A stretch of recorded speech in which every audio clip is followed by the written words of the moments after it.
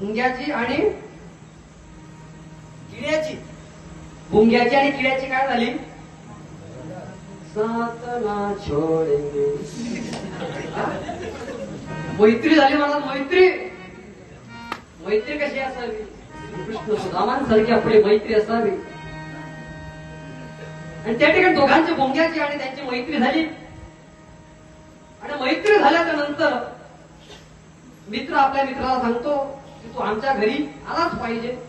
प्रत्येकाचं असतं. आणि त्या किड्याने भुंग्याला सांगितलं की अगोदर माझ्या घरी चालायचं. अगोदर ऐका, अगोदर माझ्याकडे चालायचं. माझ्या घरी चालायचं, मग मी तुमच्याकडे येईल. महाराज निघाले त्या ठिकाणाहून.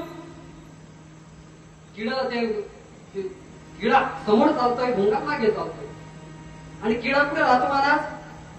ताजमहल मध्ये. कुठे राहतो? ताजमहल मध्ये. जे पियानो कुठे राहतो? गाणी शेणामध्ये राहतो किडा. गाणीमध्ये. आणि तो ती कोणाला घेऊन गेला तिथं? भुंग्याला.